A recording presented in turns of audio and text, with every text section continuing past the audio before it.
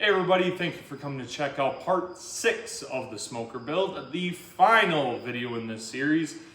I know I've taken way too long to get this project done, but I'm finally here, final video. So I'm going to show you putting the smoke box on, getting the decking on, a couple other little miscellaneous pieces. I'm going to get it painted and we can finally see this thing leave the shop and go to its new home. So, for the final time of this series, let me show you how I did it. Picking right up where we left off last time, I am now putting the smoke box onto the frame. Adam is giving me a hand getting it situated since this thing weighs like 360 something pounds, so if I didn't put it down right and it fell off one of the frame tubes, I'd be not happy and it would take a lot to get it back up. So we get it in position, get it ready to get all tacked in. I did have to go back through and trim a little bit off of the tank on the top of the smoke box. I didn't get a perfect fit, so I trimmed that a little bit. So now I have a nice seal all the way around from the tank to the smoke box. The frame was a little wide, so I grabbed my bar clamp just to bring it in so I would get the smoke box to sit, center on center of the tubes. I don't really think it would matter all that much, but I'm a little OCD about things, as everybody who has seen my videos before knows. So I wanted it to be right. I've gone through this far trying to do everything the right way, so, well, why stop now? There was still a little bit of a gap between the smoke box and the tank on the top side, so I climbed up there and pushed the gap closed while Adam was nice enough to tack it on the outside. I will be welding the entire seam between the smoke box and the tank solid to hopefully not let any of the smoke out. I will also be welding the smoke box all the way on the frame. It probably would be fine with a stitch pattern, but if we're going over the top on everything, we're just going to continue going over the top on everything. Really make sure that this smoke box isn't going anywhere.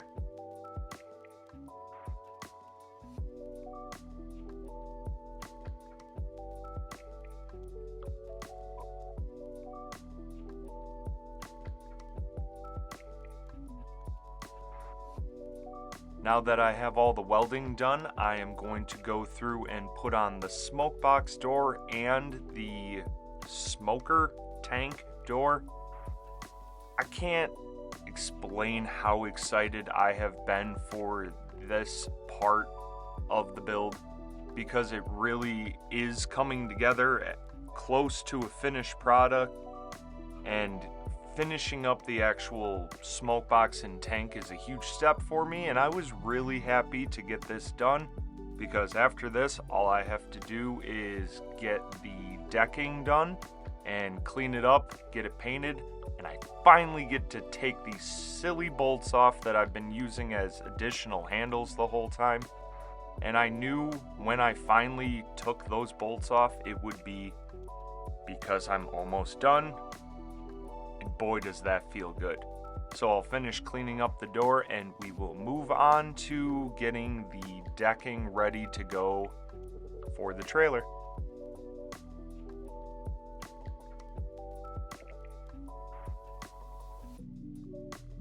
The latches were a little hard to put down. I guess the door must have tweaked a little bit sitting in the corner for so long. But I did go back through and sand down the catches a little bit to make it easier, and it's all good now. So I'm going to move on to showing you the decking that I have to cut up for the back of the trailer for my buddy to stand on while he's cooking. I am using 1/4-inch diamond plate that I actually traded for the broken go-kart. If you saw the short I put out a little while ago of riding the broken go-kart down a hill, yeah, I traded that go-kart for this piece of diamond plate. My buddy had it laying around, and I don't need a broken go-kart. He didn't need this piece of steel, so we worked out a deal. I'm cutting the full sheet from almost 10 feet, something like that, down to 64.5 by 48 to fit the back of the trailer.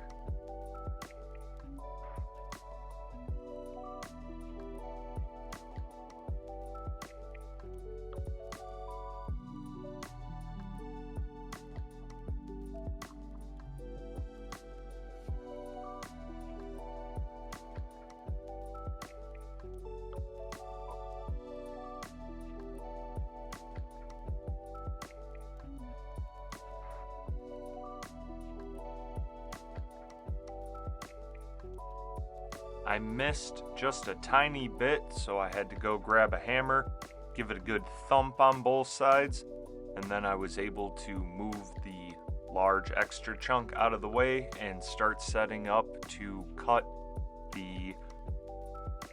this side. Unfortunately, I didn't have a piece of pipe long enough to span the entire plate, so I put a clamp on this side, and the other side, that wouldn't reach, so I couldn't use that clamp, and I thought, am I just gonna wing it and eyeball it?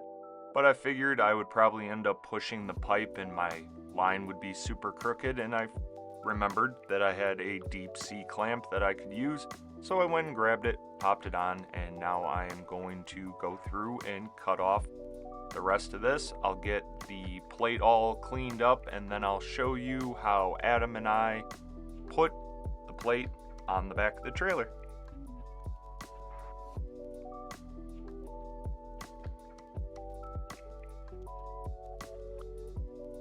I messed up and forgot to record making and putting on these rebar pieces to make sure the plate didn't have any give in it, so that's what I did.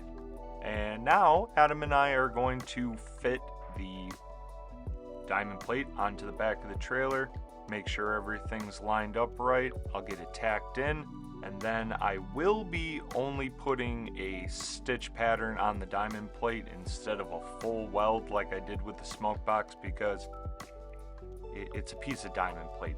It's not going anywhere. So I'm gonna get that welded up quick.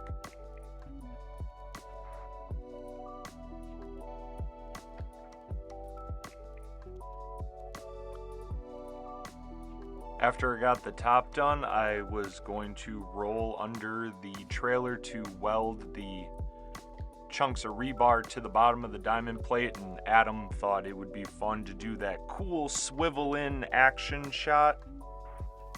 It's not too bad. It would have been a good, little shot for me until I realized that when I was rolling around, I rolled over my whip. So I had to fish it out while trying to get all this done, so it might have been a cool shot until I messed it all up and looked like a fool. Now that I'm done with the decking, I am going to make a little utensil hanger for the front of the smoker. I actually have one hole left that I have to plug on the tank, so I figured this would be a good way to plug that hole and make something useful. I'm using the hooks that I unbolted from the trailer while I was cleaning it, and they're the perfect shape, so I cut them down, and now I'm going to get them all tacked on to this little piece of rebar. Then I'll go over to the tank and get that fit up, tacked in, and welded.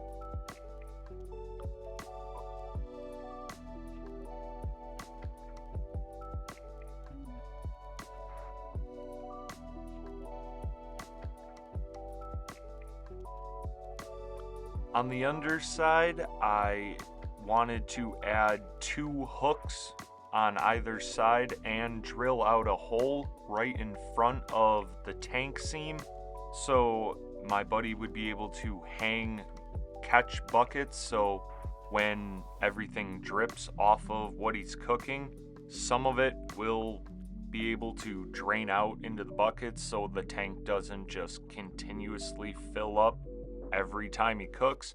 Yeah, I'm told you want some in there, but not all of it. And after I got these all done, I moved on to the final thing I needed to make for this project. I am adding a step onto the backside so it's easier to step on to the trailer. I didn't realize that it was quite tall since I am kinda tall until it was pointed out to me by someone else, so I decided to cut, I think it's a 8-inch wide by 12-inch, I think, step, and I'll get the frame all tacked up. I wanted to make sure it was sturdy, so I fit up the angles on the table. I'm going to then take the frame and put it on the trailer and weld it all the way around just to make sure it's on there strong. You know, you don't want somebody stepping on this and the step falls off. That'd be embarrassing. So I wanted to make sure I welded the frame all the way around. Then I'll put the piece of diamond plate on, weld that down the sides, and go under later and weld it from the bottom side as well to make sure the diamond plate is really, really on there. The bend to the plate wasn't perfect, so I just grabbed one of my Bessie clamps and I am forcing it flat up against the trailer just to make sure I don't have a gap and I can put a nice bead in there.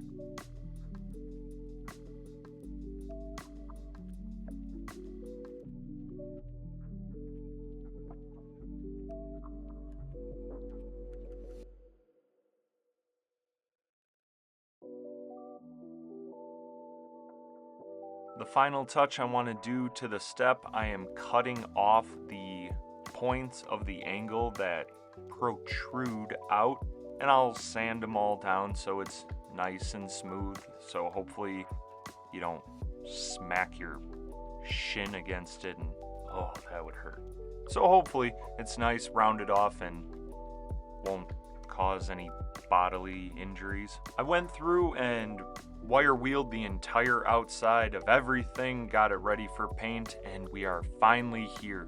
The last, well, second to last step. Third to last step, whatever. We're really close to the end now. I'm gonna go through and I am using high temp paint for everything that obviously will be getting high temp. That's kind of the point of high temp paint. It is a matte black. Unfortunately, I was trying to find just like farm implement paint for the rest of the trailer that was also matte black, but the best I could find was low gloss, so the colors won't match perfectly, but at the end of it's a smoker on a trailer. Does it have to be perfect? No. We try, but you know, nothing's perfect. After I finish the painting, I am going to put the rest of the small accessories on. I'll get the fenders bolted back on, and I will show you the final result right before the smoker left the shop. It was kind of weird with the timing and all of that, but I will show you how it all looked said and done as it was leaving. To be fair, it was slightly dirty because the timing worked out that we actually tested the smoker out before I got my final shot, so it is slightly used now, but just gives it a little extra character.